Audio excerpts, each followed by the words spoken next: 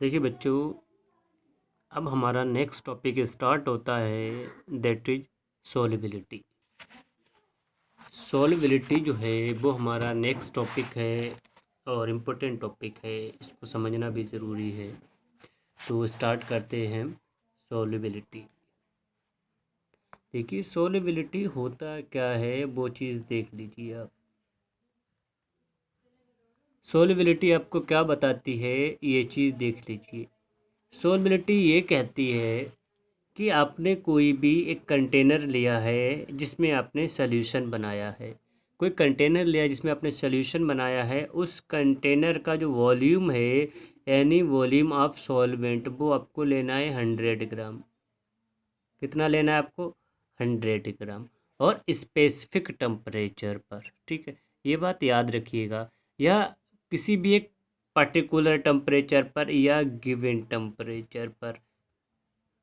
जैसे आपने कोई सॉल्यूशन बनाया है और वो रूम टेम्परेचर पर बनाया है, तो रूम टेम्परेचर पर 100 ग्राम 100 ग्राम वॉल्यूम के अंदर 100 ग्राम सॉल्वेंट के अंदर कितना सॉल्यूट आप ऐड कर सकते हैं, कितना सॉल्यूट उसमें ऐड हो सकता है, ये उसकी क्या कहलाएगी? ये कहलाएगी उसकी सॉल्युबिलिटी। तो जो मैंने भी आपको बोला है, अगर इसके अकॉर्डिंग हम डेफिनेशन बोलते हैं, डेफिनेशन बनाते हैं, तो डेफिनेशन बनती है the amount of the solid that dissolved in 100 gram of the solvent at a given temperature to form a saturated solution is called its solubility। तो मैं यहाँ लिख देता हूँ the amount of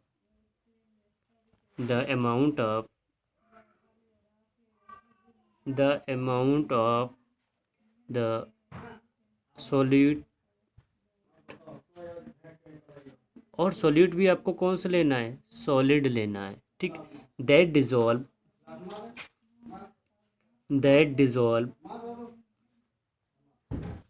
in 100 gram in 100 gram of the in 100 gram of the solvent at a given temperature at a given temperature to form a saturated solution to form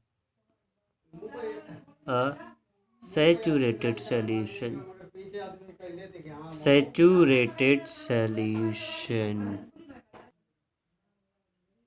तो ये इसकी कहलाती है सोलिबिलिटी। ठीक, ये बात आप अच्छे से याद रखिएगा कि 100 ग्राम सॉल्वेंट लेना है। 100 ग्राम सॉल्वेंट में किसी एक गिवन टेम्परेचर पर कितना maximum amount of solute add हो जाएगा, उसमें डिज़ोल्व हो जाएगा, वो उसका क्या कहलाएगा? वो कहलाएगा उसका सोलिबिलिटी। ये बात अच्छे से याद रख लीजिए, सोलिबिलिटी। ठीक है। अच्छा, एक चीज़ और भी याद रखिए, जैसे हम लोग जानते हैं सोल्यूट प्लस सॉल्वेंट, हम दोनों को ऐड करते हैं, सोल्यूट और सॉल्वेंट को आपस में मिला देते हैं, तब हमारे पास क्या बनता है? हमारे पास बनता है सॉल्यूशन। क्लियर? सोल्यूट और सॉल्वेंट को जब हम आपस में मिलाते हैं या सोल्यूट को सॉल्वेंट में डिसॉल्व करते हैं, तब हमारा बनता है सॉल्यूशन। ठीक है। तो कभी आपने सोचा है कि जब आपने सोल्यूट को सॉल्वेंट में ऐड किया तो वहाँ पर कोई ना कोई तो केमिकल रिएक्शन हुई होगी या केमिकल रिएक्शन चल रही होगी, जिसकी वजह से सोल्यूट सॉल्वेंट में डिसॉल्व हो जाए। तो वो प्रोसेस या वो केमिकल रिएक्शन जिसके थ्रू सोल्यूट डिसॉल्व हो जाता है सॉल्वेंट में, प्रोसेस क्या कहलाती है? डिसोल्यूशन। ये बात याद रखना, डिसोल्यूशन। ठीक, डिसोल्यूशन क्या प्रोसेस है जी? वो प्रोसेस जिसमें सोल्यूट जो है वो सॉल्वेंट के अंदर डिसॉल्व हो जाता है, तो ये प्रोसेस क्या कहलाती है? कहलाती है डिसोल्यूशन। दूसरी चीज़ क्या है?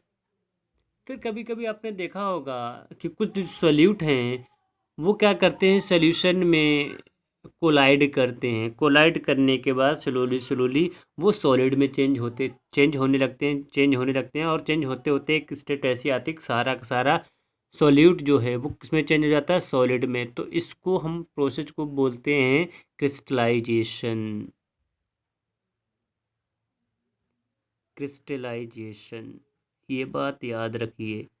तो dissolution and crystallisation both process are just opposite of each other. ठीक है, ये बात आप अच्छे से याद रखिए कि डिसोल्यूशन क्या है, ऐसी प्रोसेस जिसमें सॉल्यूट सॉल्यूशन में चेंज हो रहा है। क्रिस्टलाइजेशन क्या है, ऐसी प्रोसेस जिसमें सॉल्यूट सॉल्यूशन से बाहर आ रहा है। ये प्रोसेस आपकी कहलाती है क्रिस्टलाइजेशन। ठीक, उसके बाद देखिए कुछ और भी हमारे छोटे छोटे से टॉपिक हैं जिनको समझना आपके लिए ज़रूरी है।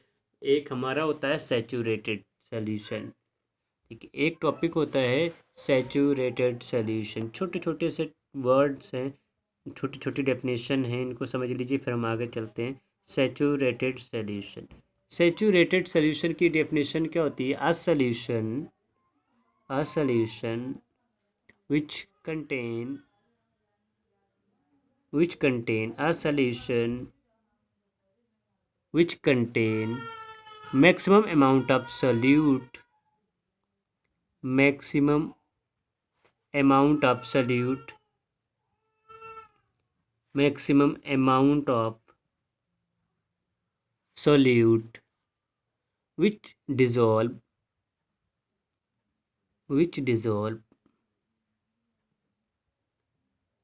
completely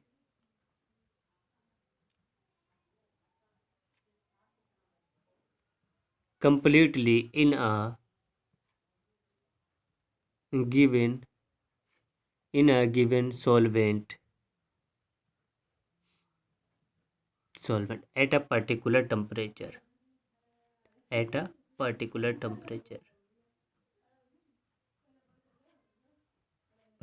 solvent।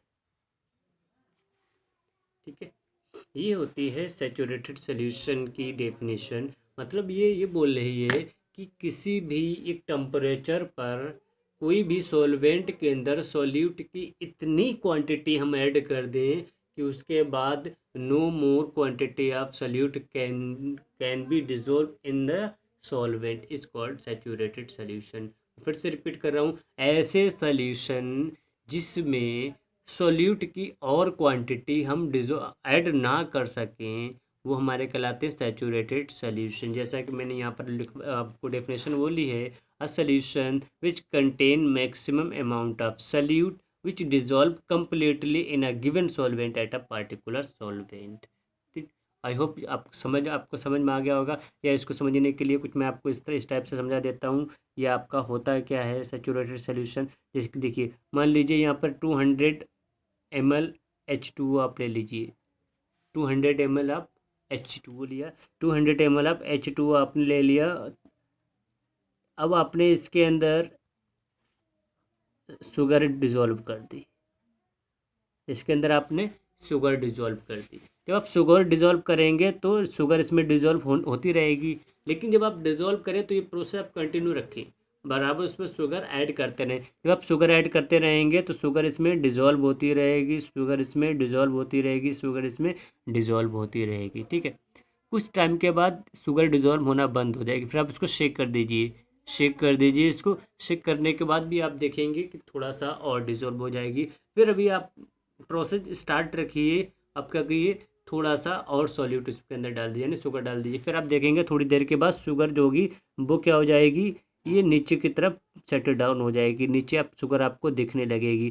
फिर आप क्या करेंगे, उसको थोड़ा सा टेम्परेचर पर आप क्या करेंगे, उसको हीट करेंगे, हीट दे देंगे। हीट देने के बाद आप देखेंगे जो शुगर सेटल डाउन थी वो शुगर भी डिज़ोल्व हो गई। फिर आप फिर से शुगर ऐड कर दीजिए, और जो आप शुगर ऐड करिए वो भी यहाँ पर डिज़ोल्व हो जाएगी। और जब तक शुगर आप ऐड करते रहिए जब तक शुगर इसके अंदर डिज़ोल्व होना बंद ना हो जाए, जो कि फिर से दोबारा से नीचे बैठने लगे, मतलब ये सेटल डाउन हो जाए। ठीक है, तो ऐसी स्टेट जहाँ पर एक टेम्परेचर पर, एक फिक्स टेम्परेचर पर सॉल्यूट और ज़्यादा अब डिज़ोल्व नहीं किया जा सकता, वो वही स्टेट क्या कहलाती है, वही सोल्यूशन क्या कहलाता है, हमारा सैचुरेटेड सोल्यूशन। मैं फिर से डेफिनेशन रीड कर देता हूँ।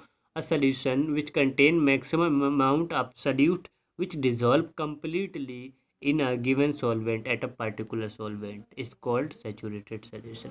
और इसका जस्ट अपोजिट क्या होगा? Unsaturated solution. तो अनसैचुरेटेड सोल्यूशन की डेफिनेशन आप अपने आप बना लीजिए। अनसैचुरेटेड सोल्यूशन, देखिए इसमें क्या है, सैचुरेटेड सोल्यूशन की डेफिनेशन क्या है कि किसी भी पर्टिकुलर टेम्परेचर पर सोल्यूट का हम और ज़्यादा अमाउंट डिसॉल्व ना कर सकें तो ऐसा सोल्यूशन हमारा क्या कहलाएगा? Saturated solution. मैं फिर से रिपीट कर रहा हूँ, किसी भी पर्टिकुलर टेम्परेचर पर सोल्यूट का और ज़्यादा अमाउंट हम सोल्यूशन के अंदर डिसॉल्व ना कर सकें तो ऐसा सोल्यूशन कहलाता है हमारा सैचुरेटेड सोल्यूशन। अनसैचुरेटेड सोल्यूशन क्या है? जस्ट अपोजिट, मतलब किसी भी पर्टिकुलर टेम्परेचर पर ऐसा सोल्यूशन जिसमें हम सोल्यूट का और अमाउंट डिसॉल्व कर सकें तो वो हमारा क्या कहलाता है? वो सोल्यूशन हमारा कहलाता है अनसैचुरेटेड सोल्यूशन। ठीक है, तो ये हमारी बेसिक चीज़ें थी। देखिए अभी तक हम सॉल्बिलिटी के बारे में पढ़ रहे थे और सॉल्बिलिटी की डेफिनेशन मैंने आपको बता दिया। आई होप आपको सॉल्बिलिटी की डेफिनेशन बहुत अच्छे से समझ में आई होगी। सॉल्बिलिटी, वापस आते हैं हम अपने टॉपिक पर। सॉल्बिलिटी जो कि मैंने अभी जस्ट आपको बताई थी कि सॉल्बिलिटी हमारी क्या है? सॉल्बिलिटी है the amount of solute that can be dissolve in at a particular temperature in 100 gram of या 100 ml ऑफ सॉल्वेंट। यानी 100 ml सॉल्वेंट में या 100 ग्राम सॉल्वेंट में सोल्यूट का कितना अमाउंट पर्टिकुलर टेम्परेचर में सॉल्वेंट के अंदर डिजॉल्व हो जाएगा, ये उसकी क्या कहलाती है? सॉल्युबिलिटी कहलाती है। ठीक है, अब देखिए सॉल्युबिलिटी जो हमारे पास सोल्यूशन कितने टाइप्स के बन सकते हैं, फिर हम सॉल्युबिलिटी देखेंगे। सॉल्युबिलिटी किसकी किसमें हो सकती है वो चीज़ देख लीजिए, फिर हम एक एक करके बात करते रहेंगे, समझते रहेंगे इसको अच्छे से। सॉल्युबिलिटीज़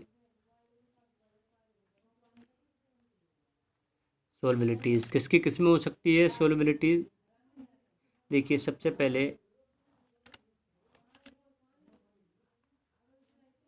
पहले सॉलिड प्लस लिक्विड की सॉल्युबिलिटी जो आपको पढ़ना है। सॉलिड प्लस लिक्विड की सॉल्युबिलिटी आपको पढ़ना है। दूसरी सॉल्युबिलिटी आपको पढ़नी है गैस प्लस लिक्विड की सॉल्युबिलिटी आपको पढ़नी है। और यहीं पर आपको पढ़ना है हेनरी लॉ।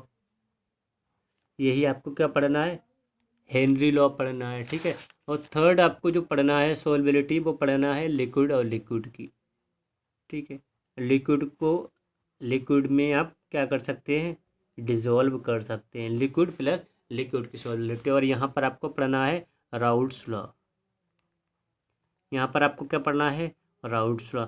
तो और ये दोनों हमारे लिए बहुत इंपॉर्टेंट हैं, बहुत ज़्यादा इंपॉर्टेंट, जिसमें हेनरी लॉ बहुत ज़्यादा इंपॉर्टेंट है क्योंकि यहाँ से न्यूमेरिकल पोर्शन आ जाते हैं और यहाँ से राउल्ट्स लॉ से डेविएशन पूछा जाता है। तो चलिए हम सबसे पहले क्या करते हैं, एक एक टॉपिक उठा लेते हैं, उसको समझ लेते हैं। तो फर्स्ट टॉपिक हम उठा लेते हैं solid plus liquid, solubility of solid plus liquid. तो देखिए फर्स्ट टॉपिक हम यही ले लेते हैं, इसको समझ लेते हैं। सॉल्युबिलिटी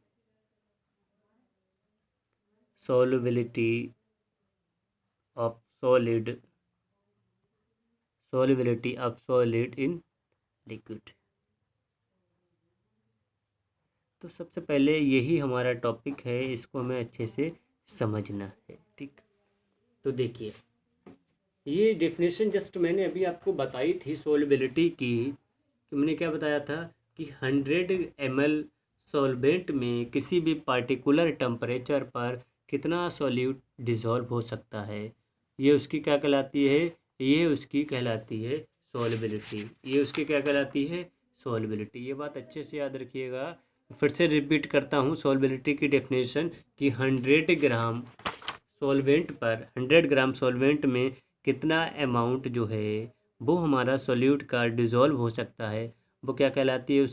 वो कहलाती है उसकी सॉल्युबिलिटी। ये बात अच्छे से समझ लीजिए। तो देखिए फर्स्ट हमने जो हेडिंग लिखी है, फर्स्ट हमने लिखी है solubility of solid in liquid, solid की लिक्विड में solubility.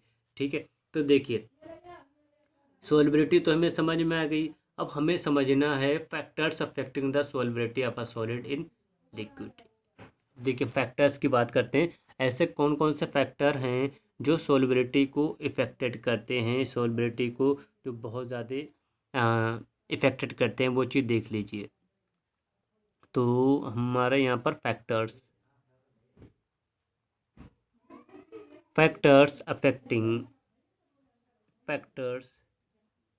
Affecting the solubility.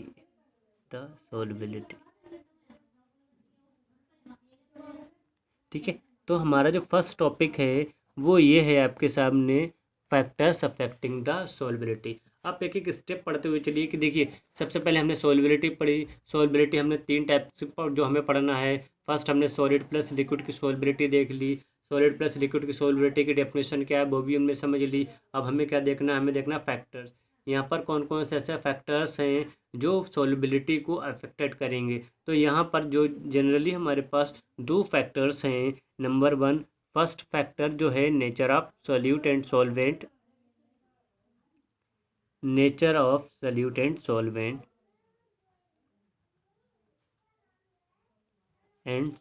Solute and solvent दूसरा जो हमारे पास है, दूसरा है टेम्परेचर।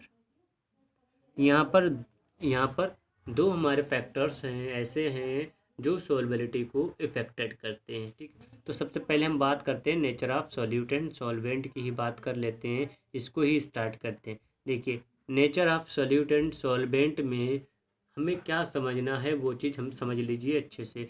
जैसे हम बात करें NaCl की, ठीक है, हम बात करें C6H12O6 की, ठीक है, हम बात करें C12H22O11 की, ठीक है। अगर ऐसे ही हम बात करें फ्रक्टोज़ की,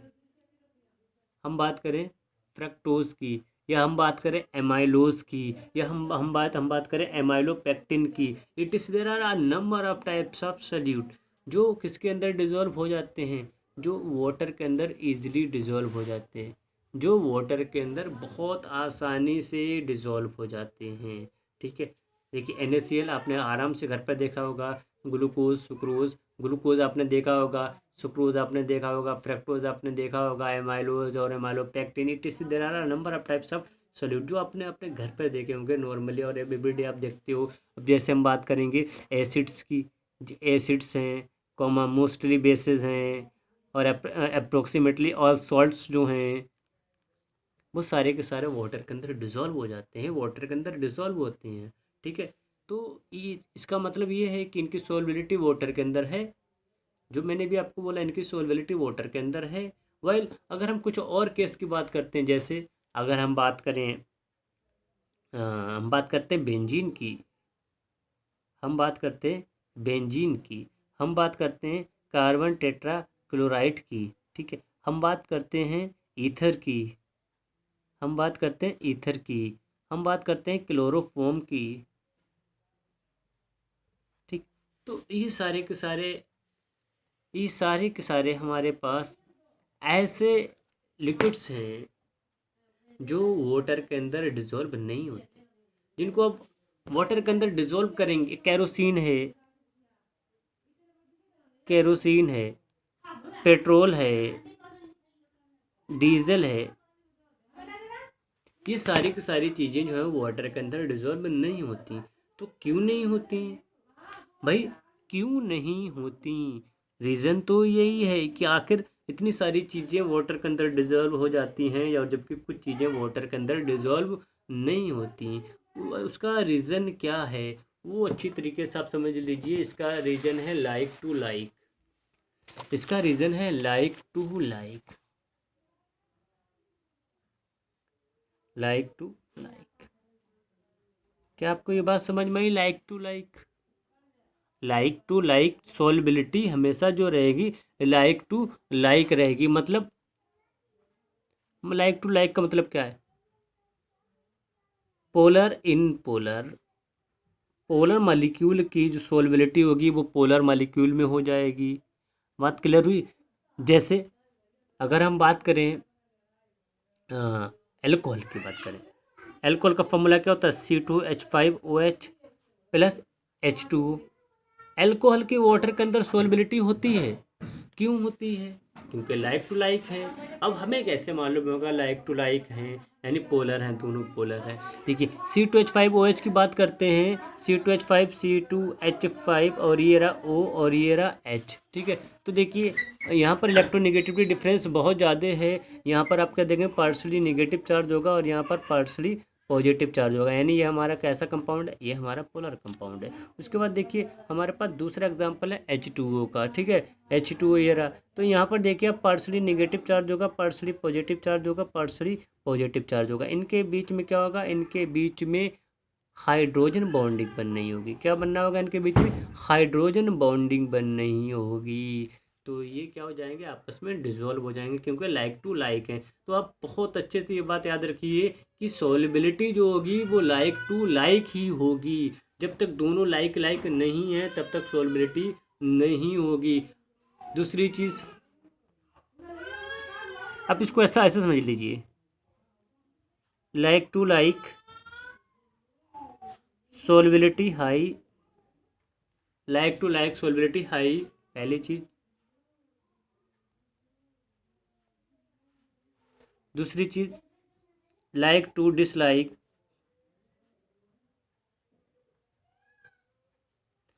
सॉल्युबिलिटी क्या हो जाएगी, इसकी लो हो जाएगी। सॉल्युबिलिटी इसकी क्या हो जाएगी, लो। ये बात बहुत अच्छी समझ लीजिए कि लाइक जो है वो क्या होंगे, लाइक लाइक ही आपस में डिजोल्व हो गए, या आप उसको लिख सकते हैं लाइक डिजोल्व लाइक। हमेशा याद रखिए, जैसे एक जैसे कंपाउंड्स होंगे या एक जैसे उनके बीच में इंटरमॉलिक्यूलर बॉन्डिंग होगी, वही आपस में डिजोल्व हो सकते हैं, अदरवाइज कोई और आपस में डिजोल्व नहीं हो सकता। ये बात आप बहुत अच्छे से याद रखिएगा। तो ये हमारा था nature of solute and solvent.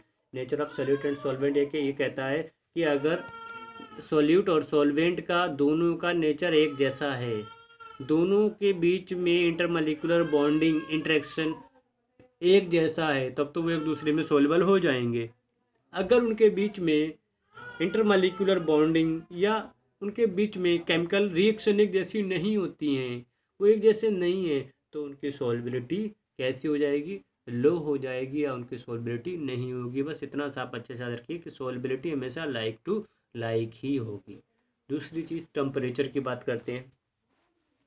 दूसरी चीज़ हम किसकी बात करते हैं, हमने यहाँ पर दो फैक्टर लिखे थे। एक तो हमने बोला था nature of solute and solvent, दूसरा हमने क्या बोला था, टेम्परेचर। तो सॉल्यूट एंड सॉल्वेंट की हमने बात कर ली है, ठीक है। अब हमें बात करना है जो वो हमें बात करना है टेम्परेचर की बात करना है। देखिए अब हमें किसकी बात करना है, टेम्परेचर की बात करना है। अगर हम टेम्परेचर की बात करें, टेम्परेचर की बात करने से पहले हमें ये समझना और याद रखना बहुत ज़रूरी है कि हम पढ़ क्या रहे हैं। हम पढ़ रहे हैं solubility of solid in liquid, solid की सॉल्युबिलिटी लिक्विड में।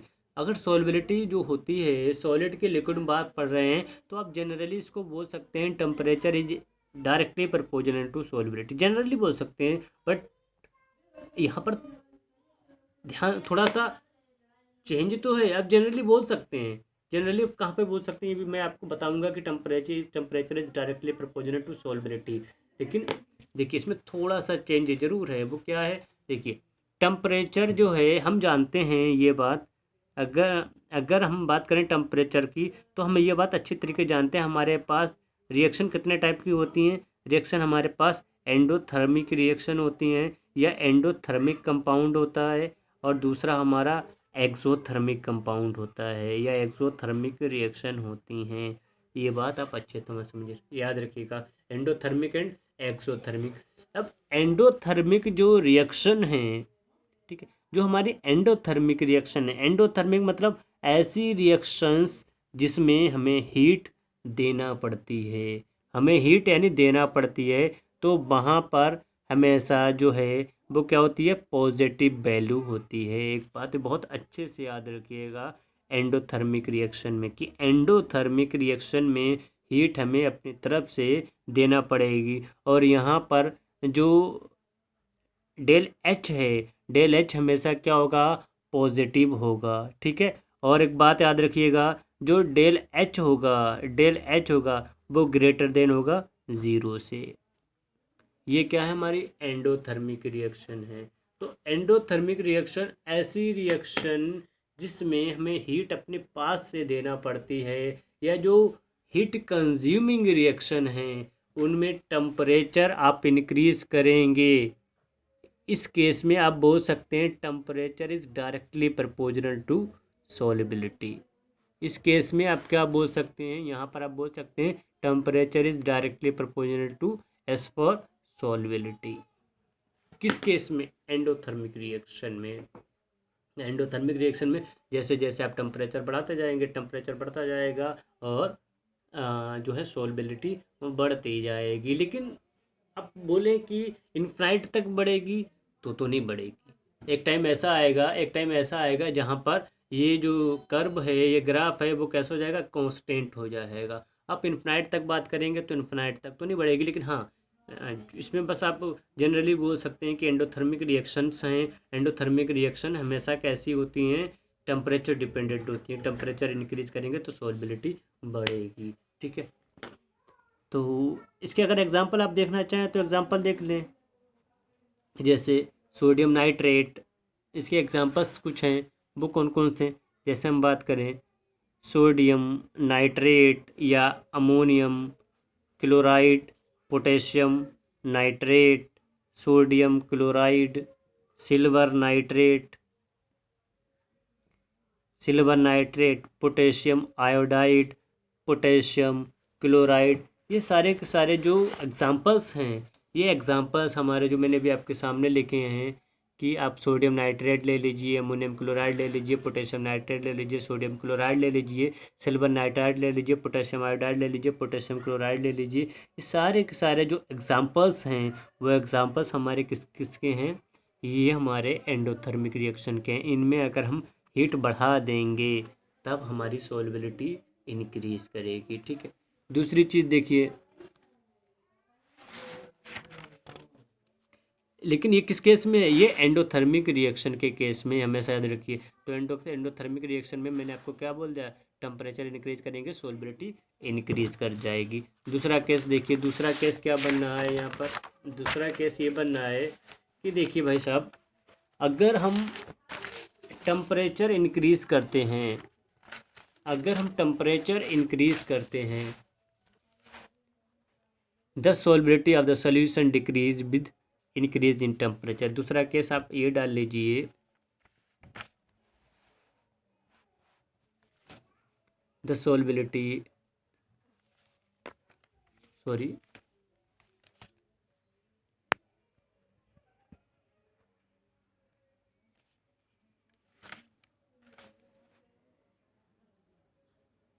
the solubility of solids, the solubility of solids decrease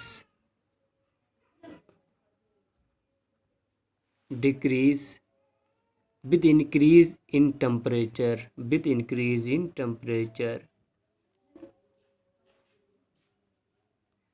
with increase in temperature। और ये भी किस केस में, ये एक्सोथर्मिक रिएक्शन के केस में या एक्सोथर्मिक कंपाउंड के केस में। अब ऐसे हमारे पास कौन से कंपाउंड्स हैं जो एक्सोथर्मिक बिहेवियर शो करते हैं, तो देखिए यहाँ पर हमारे पास बहुत सारे कंपाउंड्स हैं। जैसे हम बात करें लिथियम सल्फेट है, फर्स्ट क्या है हमारा, लिथियम सल्फेट है, लिथियम सल्फेट इसी टाइप का कंपाउंड है। दूसरा हमारा अगर हम बात करेंगे सीरियम सल्फेट, दूसरा हमारे पास क्या है, सीरियम सल्फेट है, सीरियम सल्फेट भी इसी टाइप का कंपाउंड है। ठीक, फिर हम बात करेंगे, अगर दूसरा हम बात करेंगे सोडियम कार्बोनेट मोनोहाइड्रेट की बात करेंगे, तो नेक्स्ट हमारा क्या है, सोडियम कार्बोनेट, सोडियम कार्बोनेट और मोनोहाइड्रेट, ये भी हमारा इसी टाइप का कंपाउंड्स है। ठीक, तो ये बहुत सारे ऐसे कंपाउंड्स हैं जो मैंने आपके सामने लिखे हैं, और भी बहुत सारे ऐसे कंपाउंड्स हैं जिनमें आप टेम्परेचर इंक्रीज़ करेंगे तो सॉल्युबिलिटी डिक्रीज कर जाएगी। सबसे अच्छा सा एग्जांपल तो है इसका पोटाशियम, नो सॉरी, पोटाशियम नहीं, ये जो आपका लाइम जो होता है, lime kill,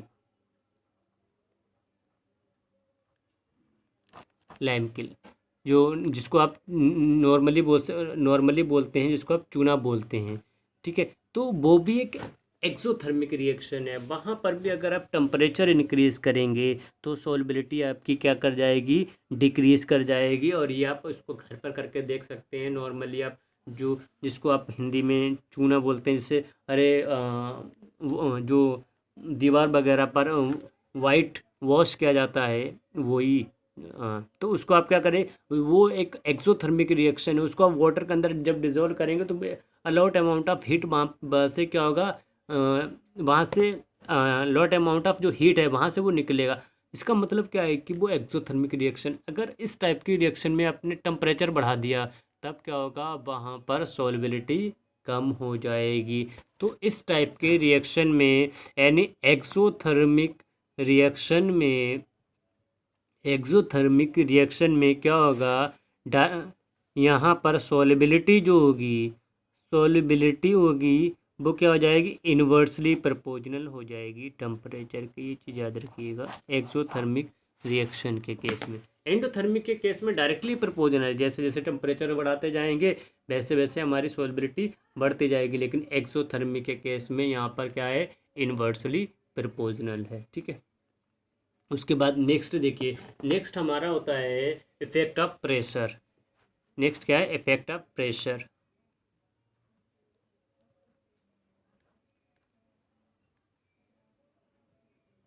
effect of pressure, तो इफेक्ट ऑफ प्रेशर की बात करेंगे तो यहाँ पर सबसे पहले आप क्या लिखें, no effect. No effect, no effect हमने क्यों बोल दिया, क्या कोई इफेक्ट नहीं होता है, क्या होता है, लेकिन कैसा होता है, ये नेग्लिजिबल होता है। कैसा होता है, नेग्लिजिबल होता है। भाई देखिए, सॉलिड को आपने लिक्विड के अंदर डिजोल्व किया है, अब आप उसको ऊपर से प्रेस करेंगे, प्रेस करने पर ऐसा तो नहीं कि उसकी सोलबिलिटी इंक्रीज हो जाएगी, उसकी सोलबिलिटी पर तो कोई इफेक्ट नहीं पड़ेगा। तो हम इसलिए यहाँ पर बोल देंगे नो इफेक्ट। लेकिन इसका मतलब ये नहीं कि इफेक्ट नहीं पड़ रहा है, इफेक्ट तो पड़ तो रहा है, लेकिन वो कैसा है, नेग्लिजिबल है। नेग्लिजिबल होने की वजह से हमने उसको बोल दिया नो इफेक्ट। तो देखिए, ये हमारा टॉपिक ख़त्म हुआ है solubility of solid in liquid की।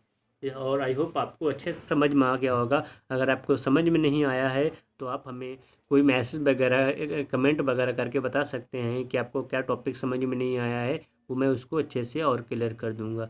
तो आई होप आज के लिए इतना ही रखना चाहिए। बाकी कल हमारा बात होगी नेक्स्ट टॉपिक की, और बहुत ज़्यादा इम्पोर्टेंट टॉपिक स्टार्ट होने वाले हैं। कल हम जो पढ़ने वाले हैं वो पढ़ने वाले हैं हेनरी लॉ। देखिए, हमें क्या पढ़ना है कल, गैस प्लस लिक्विड पढ़ना है, हेनरी लॉ।